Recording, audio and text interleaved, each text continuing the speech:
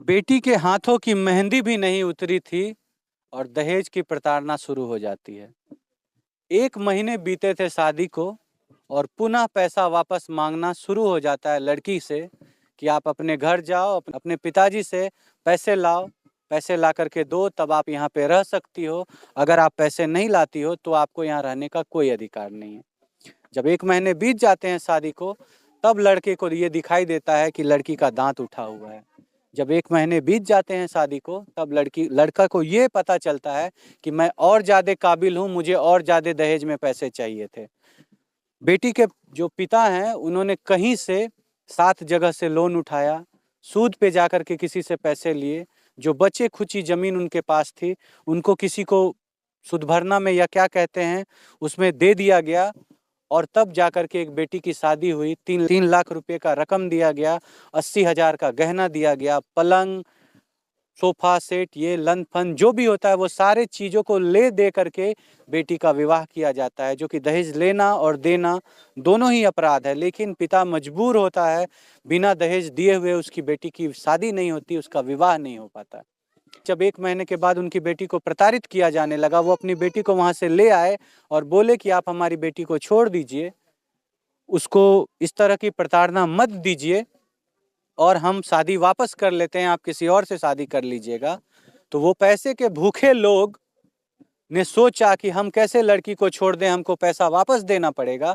और पैसे नहीं वापस देने के एवज में उन्होंने पंचायत बैठाया। पंचायत में यह सुलहनामा हुआ कि आज से ना आपकी बेटी को प्रताड़ित किया जाएगा, और उन लोगों ने ये रिस्पॉन्सिबिलिटी ली कि अगर आपकी बेटी को कुछ हुआ तो हम उसकी जिम्मेदारी लेते हैं। और ये मासूम पिता उन लोगों की बात में आए और अपनी बेटी को दोबारा उस घर में भेज दिए।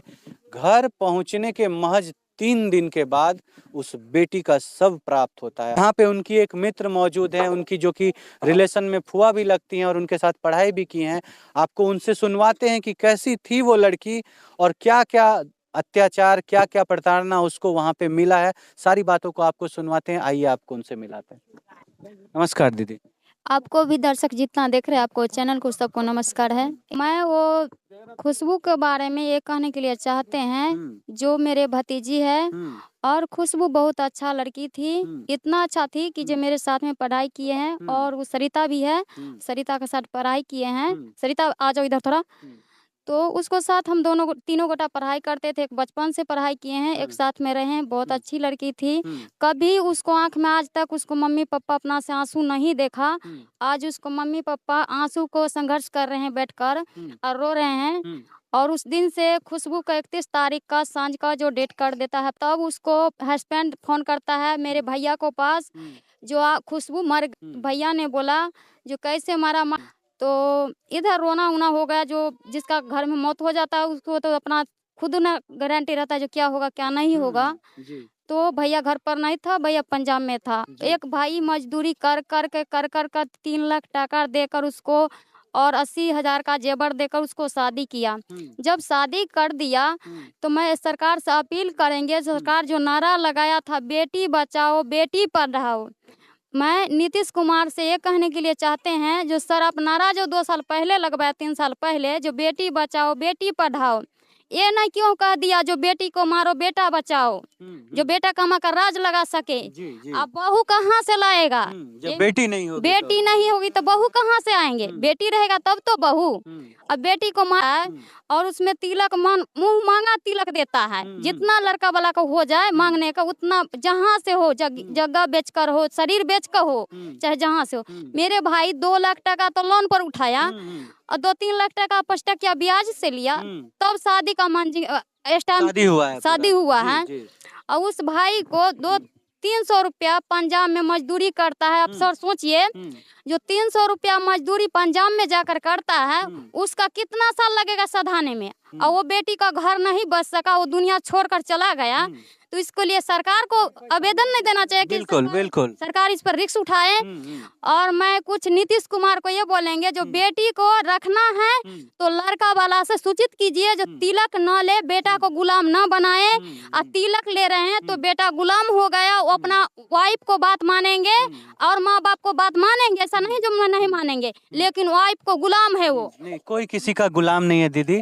ये दहेज प्रथा बंद होनी चाहिए। न लड़का लड़की का गुलाम है, न लड़की लड़की। तिलक लेगा तो गुलाम है सर। नहीं, तिलक तिलक देना ही नहीं है दीदी, तिलक देना ही अपराध है। तिलक लिया सर, मान लीजिए तिलक ले लिया तो मारा क्यों? हाँ। मार दिया क्यों सर? बिना तिलक लिए भी किसी को खत्म कर देना बहुत गलत बात है। जो ये अन्याय हुआ है दीदी, आप क्या सजा चाहते हैं उसके लिए? देखिए वो लड़का को वही हो, उम्र कैद सजा होना चाहिए। उम्र कैद का सजा, उम्र कैद सजा हो, कड़ी से कड़ी सजा होना चाहिए। विकास मानवी जी जो है, मीना मानवी जी, मीना मानवी जी को हम कहने के लिए चाहेंगे, जो लेडीज का एक लड़की का सुरक्षित बिहार में नहीं है, जो उसको सुरक्षित को लिए संगठन करे, तिलक बंद करवाए। तो आए दिन आपको घर में बेटी है और कोई नेता का बेटी का ये हालात हो सकता है, तो उस पर क्या किया जाएगा?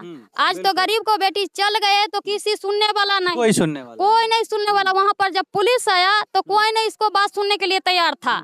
तो इसीलिए बोलते हैं जो मीना मानवी जी, मेरे बेटे का कोई बात नहीं सुना, कोई नहीं सुना। यहाँ इसको बात जरा सा भी नहीं सुना। पुलिस उसी को आगे पाछे, उसी को आगे पाछे। उनसे उनको चाहिए ना कुछ, इसीलिए। तो इसीलिए हम कहने के लिए चाहेंगे, जो बेटी का बहुत से बहुत आने की अन्याय दिलाने का आप लोग काम कीजिए, आपको आगे बढ़ाना है। तो ऐसे पिछला रहा तो पहले से है, और दिमाग की वजह से और पिछला राज हो जाएगा। बेटी को मारते जाइएगा ना, जब दुनिया खिलाफ देखेगा ना, तब बोलेगा जब बिहार का खिलाफ क्या है। सरकार तो नींद पर का 15 साल से नीतीश कुमार तो खाली घोषित करता है जो ये करेंगे वो करेंगे। कहाँ नींद पर का सोया है? सब बेटी मरते जा रहे हैं, नींद पर गया है। आकर देखे, ये सब घर में रहकर 3 लाख 4 लाख टका जो देकर कहाँ से देंगे? घर में रहने का जगह नहीं, खाने का जगह नहीं है, अब 5 लाख टका कहाँ से सर देंगे? और सरिता से कुछ पूछ लीजिए, सरिता भी उसको साथ पढ़ाई की है, दोनों तीनों घंटा एक साथ पढ़ती थी। बोलो रे सरिता। जी बोलिए दीदी। खुशबू मेरी बहन है, बहुत अच्छी लड़की थी, गलत नहीं थी, लेकिन पर उसके ससुराल वाले ने बोला जो लड़की गलत है उसको मार रस्सी से बांध दिया गया। और उसके साथ इतना हिम्मत से बैठे थे दूरा पर घूरा फूकर। यहाँ से मेरे मम्मी गई, चाची सब गई, तो वो घूरा फूकर बैठ के ताप रहे थे अच्छा से। उसको तनका भी डर नहीं हुआ जो हम भाग जाए यहाँ से, कि कोई कुछ मेरा कर लेगा। पुलिस प्रशासन से किसी तरह का कोई डर नहीं। पुलिस बोले उसको जो रुपया घर में है कुछ है जो ले लो, कपड़ा लता जाना है थाना। तो बोला हाँ है रुपया। तो गए रुपया लाने के लिए बक्सा में, तो मेरी बहन पर एक थोड़ा सा भी नजर घुरा कर नहीं देखे जो इधर मेरे बहन है, अथी मेरे बहू है टांगा हुआ, लेकिन नहीं देखे, रुपया ले लिए।